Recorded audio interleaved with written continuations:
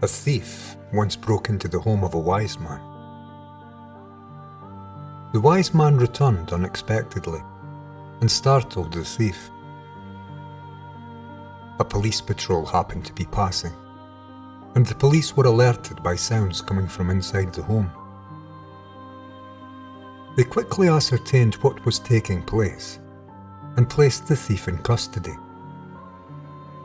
The wise man pled a strange case and defended the thief. "Let him go," he pleaded. "He stole nothing. I gave him those things of my free will." The police were confused, dumbfounded, but left the scene, for there was no complaint, and they had no choice. The thief threw himself at the wise man's feet, trembling, sobbing, pleading forgiveness. "I have wronged you, sir, and you have been a friend to me." "Take your things and be gone," said the wise man. "I cannot take a thing," said the thief, as he opened the front door and left the house shaking. The wise man followed to bid his friend goodbye. Once the thief was out of sight, the wise man glanced upwards and noticed how lovely the night was. Stars twinkled in an open sky. A fresh, cool breeze pierced the warm air. An occasional cloud billowed softly across the heavens. "Oh, he left these things behind," noticed the old man. And as he looked upwards into the depth of space before him, a sentence passed across his mind. "How I wish I could give him this moon." Of course, the wise man could never have pulled the moon from the sky and placed it in the pockets of his friend, the thief. What he really meant by this was that he wished he could give his friend the ability to see wholly, without being divided by thoughts, dividing attention between a distractive inner movement and the holistic, clear perception of our outer natural universe. To see wholly from silence is a completely different thing from seeing through thinking. To see wholly is to see wholly. And you need be complete in vision, with no distractions, silence inside. Then your perception becomes whole, and your life becomes holy. To see the beauty of the moon in the night sky and the clouds floating over, without an inner commentary in words and images stemming from remembered past experiences, naturally distorting what you see. You likely think you can see just fine. I would argue this case. To see beauty in life, which is everywhere, you must be quiet. You must look from inner silence. Silence is golden. And you cannot do this. Certainly not without great and long investigation. And because of this, our race has lost touch with that which brings love and joy to life, a feeling of being complete, not in a conceptual future which marches out of a past-riddled mind, but in the only time that ever existed, right now, and the only place you will ever be, right where you are.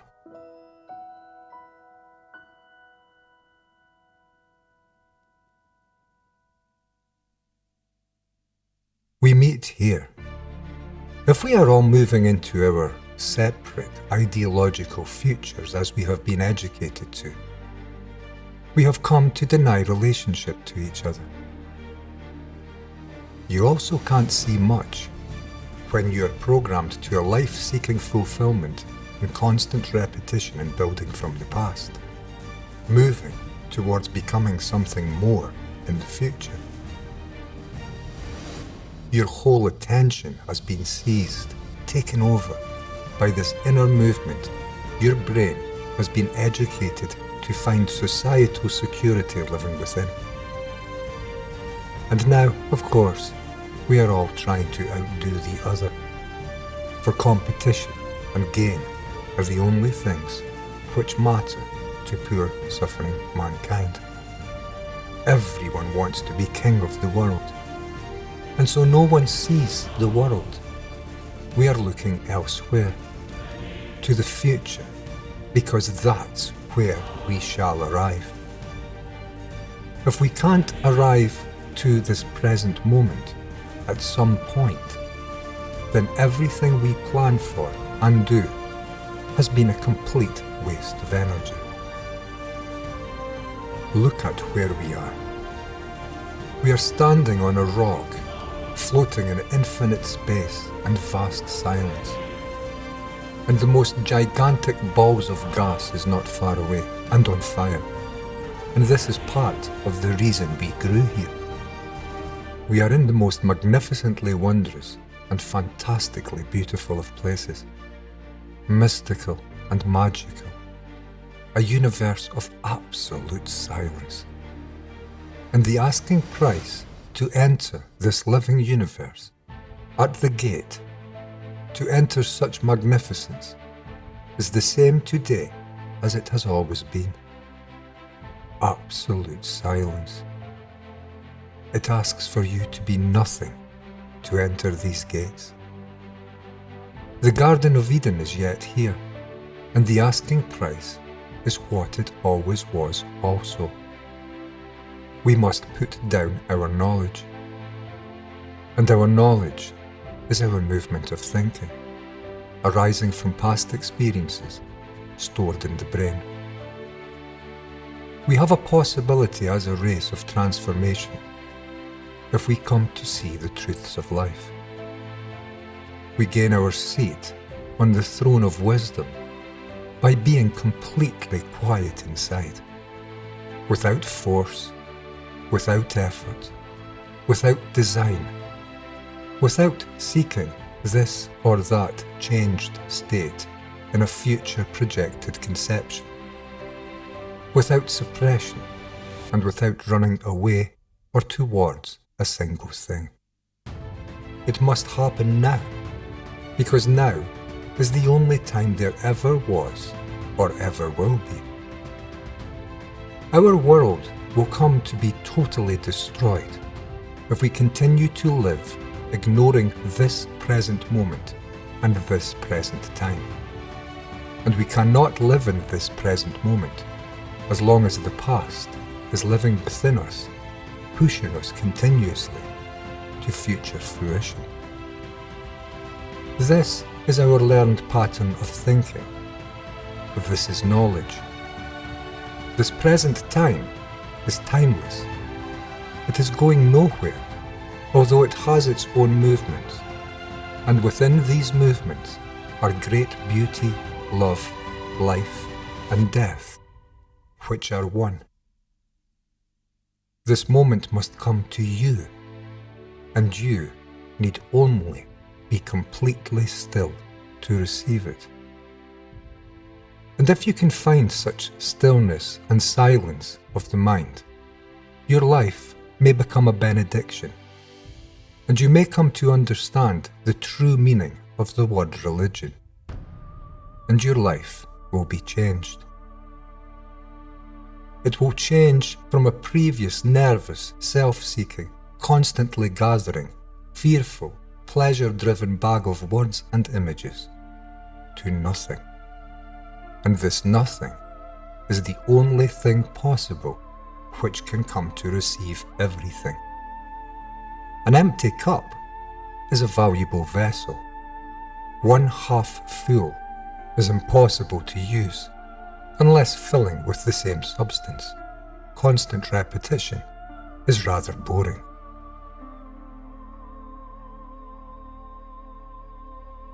Are you completely happy with your life? Are you completely happy with the order of this world? Do you see order? Can you find order? Can you awaken to the responsibilities of your life, investigate, and come to find the truth of what you are and where you stand? You stand today on thought, and thought is memory. You are a movement of the past of a human being. You have potential for so much more, but no one can lead you here. There is possibility here for better for us. Huge possibility. Remarkable. What we are not seeing is beyond belief, beyond words, beyond all descriptions. The truth of what is here and what we are ignoring, in search ever of gathering more than we could ever need or use into a conceptual future, is staggering and accurately descriptive at how effective our childhood education has been in dumbing us all down. So one asks, is there a stop to thought and time?